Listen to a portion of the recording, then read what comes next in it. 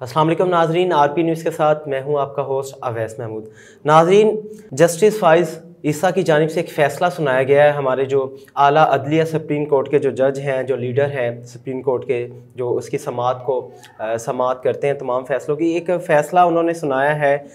जो कादियानी है उनके हक़ में। वो फ़ैसला ये है कि जो कादियानी है अपने मुताबिक इस्लाम के ऊपर वो तबलीग कर सकते हैं, इस्लाम के बारे में बात कर सकते हैं। इवन कि कुरान मजीद का जो तर्जमा है उसमें रद्द बदल चेंजिंग कर सकते हैं, ये उनको अलाउ कर दिया गया, परमिशन दे दी गई है। तो इस फैसले की आखिर क्या हैसियत रखती है, तो इस वजह से हमारे साथ आज हमारे मेहमान भी मौजूद है, अलामा मौलाना मेहताबुद्दीन कोरेजा फारूकी साहब। सर, सबसे पहले अलामा साहब मुझे ये बताएं, ये जो फ़ैसला सुनाया गया है ये काजी फ़ाइज़ ईसा की जानिब से, इस फ़ैसले के ऊपर आवाम के अंदर एक बहुत ज़्यादा गम गुस्से की एक लहर है। सबसे पहले तो मुझे ये बताएं, ये फ़ैसला शरई लिहाज से, कानूनी लिहाज से क्या हैसियत रखता है? अवैस भाई, सबसे पहले तो मैं आपका शुक्रिया अदा करना चाहता हूँ, आरपी न्यूज़ का शुक्रिया अदा करना चाहता हूँ कि जिन्होंने ये मौका हमें फ़राहम किया उलमाए कराम को कि हम इस बात पे, इस टॉपिक पे गुफ्तगू कर सकें। बाकी आपने पूछा कि ख़त्म नबूवत की शरई हैसियत और ये जो हमारे जस्टिस फ़ाइज़ ईसा साहब ने फ़ैसला सुनाया है, इसकी शरई हैसियत क्या है, इसकी कानूनी हैसियत क्या है। तो शरीयत में अल्लाह तबारक व तआला का कुरान कहता है, मा काना मुहम्मदुन अबा अहदि मिन रिजालिकुम वलाकिन रसूलुल्लाहि व खातमुन नबिय्यीन, कि हजूर अलैहिस्सलातु वस्सलाम आखिरी नबी हैं, आपके बाद अब कोई नबी नहीं आ सकता। ये अटल हकीकत है, ये फ़ैसला है। इसी तरह कसीर तादाद में अहदीस मुबारक से भी हजूर अलैहिस्सलातु वस्सलाम के ख़त्म नबूवत को जो अकीदा है ये वाज़ेह है, ये बिल्कुल दुरुस्त है, ऐन इस्लाम है। हजूर अलैहिस्सलातु वस्सलाम फरमाते हैं, आना खातमुन नबिय्यीन ला नबीया बादी, मैं आखिरी नबी हूँ, मेरे बाद अब कोई नबी नहीं आ सकता। अगर कोई चीफ जस्टिस अपने ओहदे का नाजायज़ फ़ायदा उठाते हुए कोई गलत फैसला सुनाएगा तो अवाम इसको बिल्कुल मुस्तरद करते हैं, हम अलल ऐलान इसकी मज़म्मत करते हैं। और अजीम जज हमारे जस्टिस काजी फ़ाइज़ ईसा साहब, उनसे हम ये गुजारिश करते हैं कि आप एक अजीम ओहदे पे फाइज हैं, लिहाजा आपको ऐसे फैसले नहीं लेने चाहिए। अगर आपने ऐसा फैसला दिए है जो आप दे चुके हैं, इसको आपको रजू करना चाहिए, इस फैसले को आपको वापस ले लेना चाहिए, क्योंकि इससे पाकिस्तान की आवाम में गम गुस्से की लहर है। इसी तरह उलमाए कराम इसकी शदीद अल्फाज में मजम्मत करते हैं, क्योंकि ये जो फैसला दिया गया अवैस भाई, ये शरीयत के भी खिलाफ है और पाकिस्तान के कानून के भी खिलाफ है। पाकिस्तान के कानून की अगर मैं बात करूं तो 1973, 1974, अगर 1973-74 के आइन को आप देखते हैं, उसके अंदर जब कादियानियों को काफिर करार दिया गया, इनको जिंदीक करार दिया गया कि ये काफिर हैं, जिंदीक हैं, ये मुसलमान नहीं है, तो उस एक्ट में 298C, 298B, 298C और 298B के तहत एक शिक ये भी दर्ज है कि कादियानी अपने मजहब की तरवीज नहीं कर सकते, कादियानी अपने मजहब की तबलीग नहीं कर सकते। अगर इनको ये इजाजत दे दी जाती है तो इससे, क्योंकि ये है जिंदीक,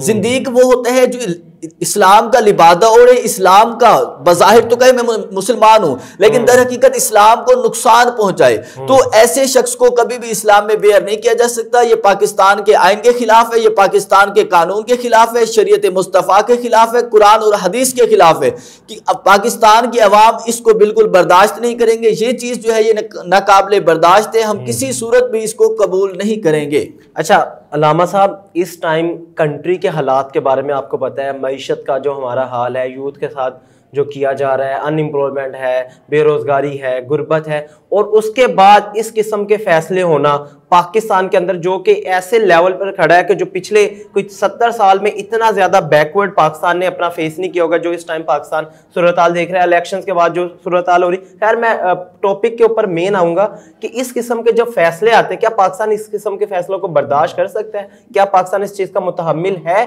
कि इस किस्म के फैसलों को बर्दाश्त करके अपने आप को आगे लेके जा सके? जी अवैस भाई, आप बिल्कुल सही कह रहे हैं, पाकिस्तान इस बात का मुतहम्मिल नहीं हो सकता। हालिया इलेक्शन देखिए, इसके अलावा पाकिस्तान की मईशत को देखिए, पाकिस्तान का इस वक्त जिस तरह से, जिन दिनों से पाकिस्तान गुजर रहा है, ये बड़ी मुश्किल और क्राइसिस के दिन है। इन दिनों में ऐसे फैसले आना जिससे अवाम के अंदर गमो गुस्से की लहर जाए, क्योंकि हर शख्स हजूर अलैहिस्सलातु वस्सलाम से मोहब्बत करता है। पाकिस्तान में हर मुसलमान हजूर अलैहिस्सलातु वस्सलाम से इश्क करता है और खत्म नबूवत पे अपनी जान, अपना माल, अपनी औलाद कुर्बान करने के लिए तैयार है। कोई मुसलमान ऐसा नहीं है पाकिस्तान के अंदर और पूरी दुनिया के अंदर जो हजूर अलैहिस्सलातु वस्सलाम की खत्म नबूवत की हिफाजत ना कर सके, जो हजूर अलैहिस्सलाम की खत्म नबूवत पे पहरा ना दे सके। अगर ऐसे फैसले आए तो ये यकीनन पाकिस्तान के लिए खतरा साबित हो सकते हैं, पाकिस्तान में तबाही का सबब बन सकते हैं। और छोटे पैमाने पर नहीं, अगर आप ये समझेंगे कि छोटे पैमाने पर नहीं, मैं इसको देख रहा हूं, अगर ऐसा ये फैसला वापस ना लिया गया तो बड़े पैमाने पर एहतिजाज और इस किस्म की तहरीकें आएंगी जो कि पाकिस्तान उनका मुतहम्मिल नहीं हो सकता।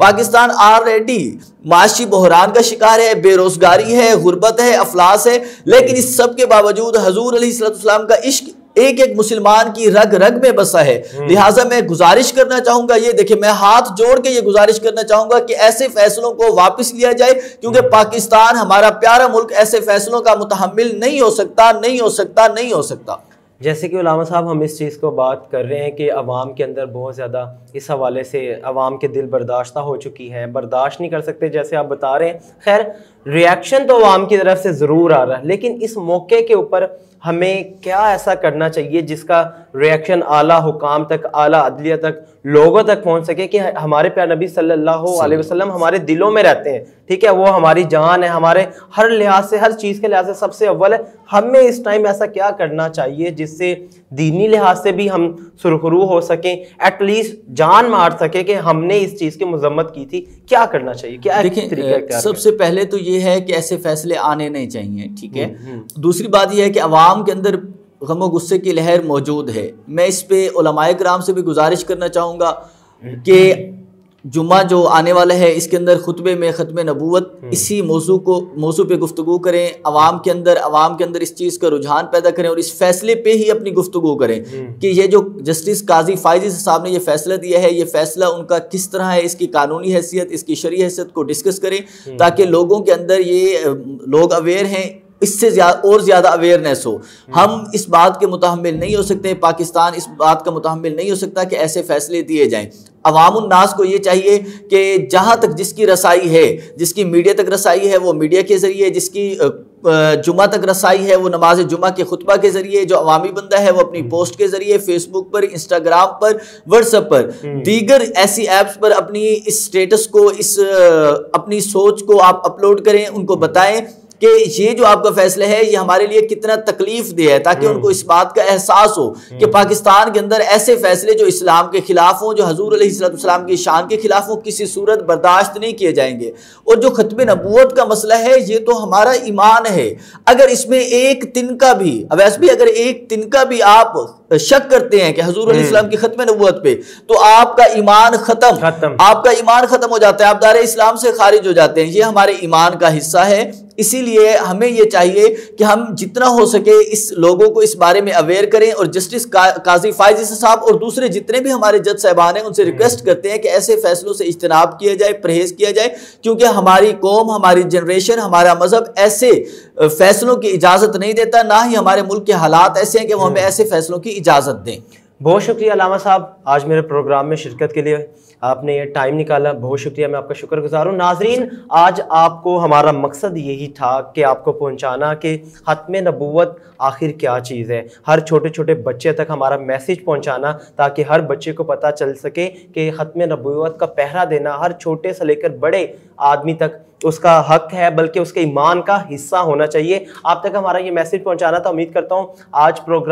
के प्रोग्राम से आपको बहुत नॉलेज भी मिला होगा, आपके नॉलेज में इजाफा हुआ होगा। नेक्स्ट प्रोग्राम में आपके साथ फिर मुलाकात होगी, तब तक के लिए अल्लाह हाफिज़।